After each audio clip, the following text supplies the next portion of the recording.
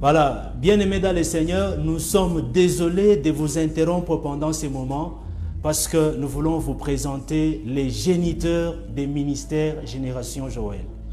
Le Père qui nous a déposé sa sémence en nous, l'homme qui a eu la vision de créer les ministères Génération Joël, il est sur ces plateaux. C'est notre Père à nous tous, c'est le Père de notre Père, Michel Badi. Et normalement, vu qu'aujourd'hui la Génération Joël est en train de célébrer déjà ses 30 ans d'âge, nous sommes les petits-fils de notre Père qui est sur ces plateaux. Il s'appelle le révérend Réussite Ngoï Mandakou. Papa, bonjour. Bonjour.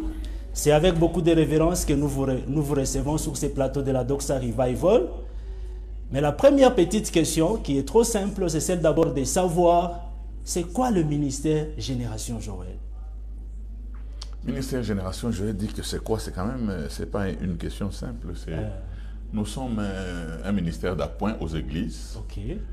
Bien sûr que nous sommes aussi une part de l'église, mais notre travail, c'est d'appointer, mais il y a une chose que nous devons savoir, c'est que nous avons une vision, comme les autres églises ont aussi des visions, et nous sommes en train de poursuivre cette vision. Alléluia. Il y a quelqu'un qui nous a posé une question sur Internet. Il m'a dit, Pasteur Daniel, expliquez-nous d'abord, quel est le secret de Papa Mandakou? Papa Mandakou a commencé les ministères, comme tous les autres pasteurs qui commencent aussi les ministères. Maintenant, qu'est-ce qui a fait? C'est que lui, Papa Mandakou, tienne toujours la vision des ministères. Ce n'est pas comme les pasteurs là, qui nous suit en direct. Lui a commencé avec la vision des ministères, mais aujourd'hui, ces ministères se sont déjà transformés, ou il a transformé les ministères en église. C'est quoi le secret que Papa Mandakou avait de concevoir la vision et de tenir la vision jusqu'à aujourd'hui, 30 ans? Bon, le secret, c'est le travail. Hein? Et puis, nous n'avons pas souvent la manière ou l'habitude de nous comparer à d'autres églises ou à d'autres ministères, mais bon, nous disons que chacun a sa vision et il faut être persévérant dans ce à quoi le Seigneur vous a appelé. Il y a des gens, bon, suite aux persécutions, devant certains défis, ils ont cédé au diable, mais nous avons été persévérants, perspicaces, tenaces, jusqu'à aujourd'hui que nous puissions arriver même au 30e anniversaire.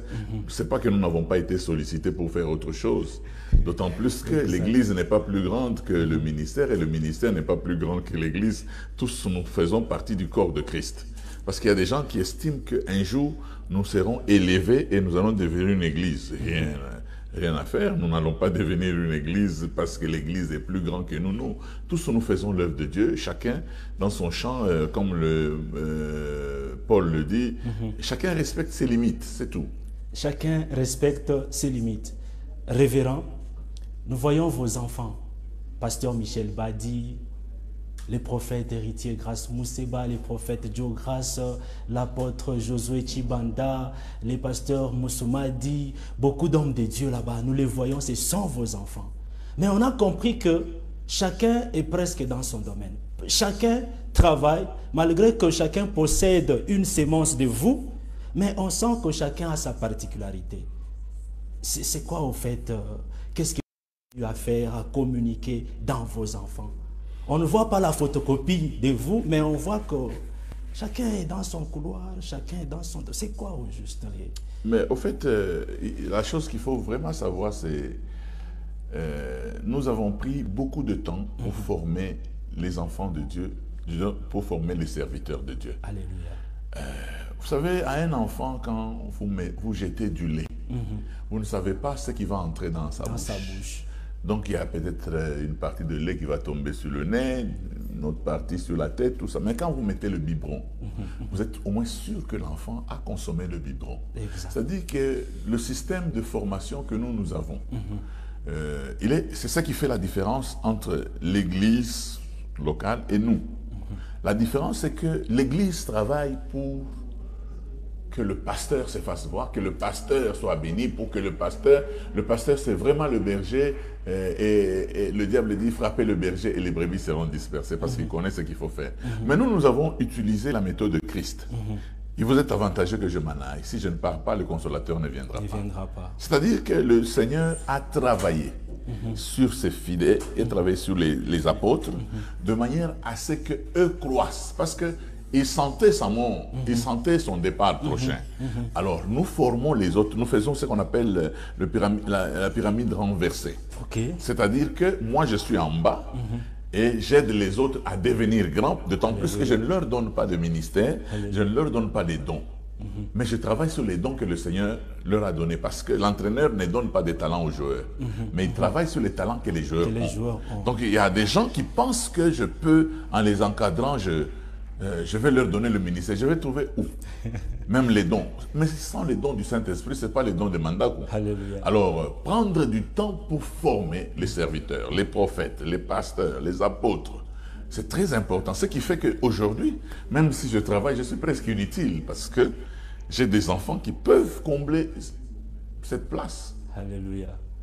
Le pasteur réussit Tingoï Mandakou sur ces plateaux. C'est lui le mari de notre mère, Maman Irène Moulobe Kitenge Mandakou.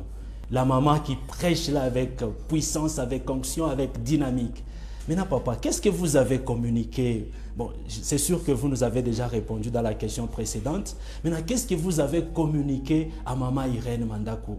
Parce que je vois même une personne nous poser la question en ligne. Elle dit, on sent que Maman Irène prêche mieux que les pères. C'est une question qui nous relaxe un peu, mais je souhaite que vous-même, vous puissiez vous exprimer par rapport à ça. Bon, moi je ne suis pas en train de faire un concours avec quelqu'un. Vous savez, un père ne se bat pas avec ses enfants. Maman Irène, c'est mon enfant. Alléluia. Vous savez, quand vous avez un enfant, il ne faut pas vous comparer à votre père parce qu'il devient ipso facto le grand-père.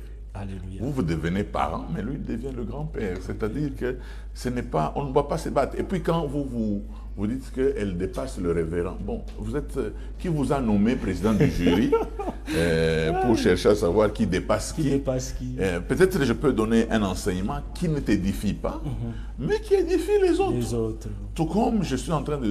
Il y a des gens que j'édifie, mais chacun connaît sa part, comme il est écrit dans Joël, que nous sommes en train de courir, chacun suit son chemin et personne ne s'écarte de sa route. C'est très important, chacun doit suivre le chemin que le Seigneur lui a donné, ainsi de suite. C'est très important, mais bon, vous n'allez pas dire que non, Bellingham sait bien jouer qu'Ancelotti.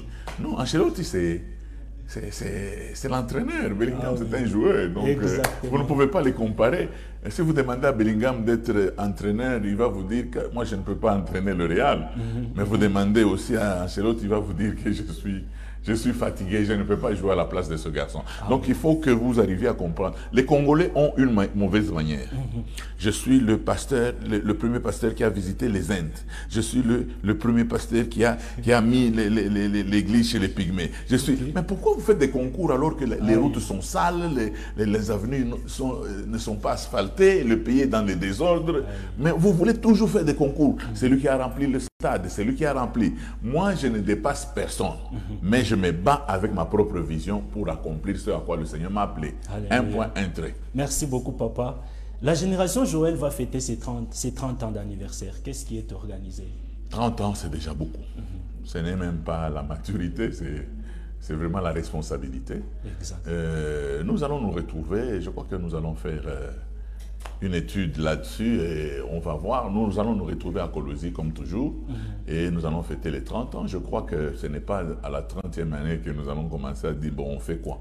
Déjà la 28e, à 27e, 20e, on réfléchit déjà parce que je vois, nous ne savons pas exposer certaines races à la génération Joël. Je vous dis que il suffit que je vous donne les enseignements de certains jeunes de la génération Joël que j'ai vus aux États-Unis.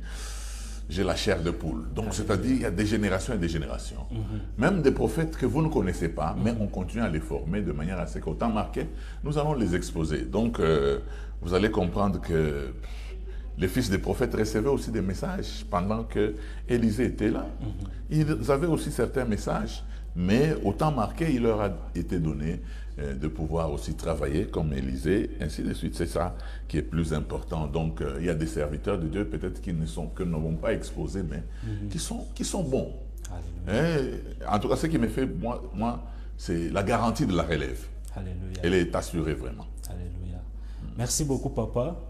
Un mot à tous vos enfants qui organisent des grandes manifestations comme celle qu'on a aujourd'hui au ministère. David dit, mon œuvre est pour le roi. Alléluia. Donc mettez tous les moyens possibles pour que l'œuvre vraiment ressemble à l'œuvre d'un roi.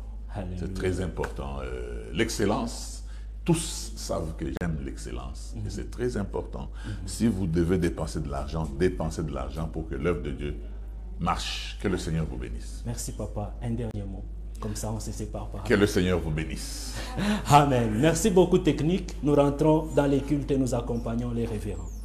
Amen. Je suis là, aux États-Unis, je suis en train de regarder. Je vois à Doxa ici, les hommes de Dieu en train de prêcher. Je vois persévère. Persévère. C'est très important. Vous pleurez,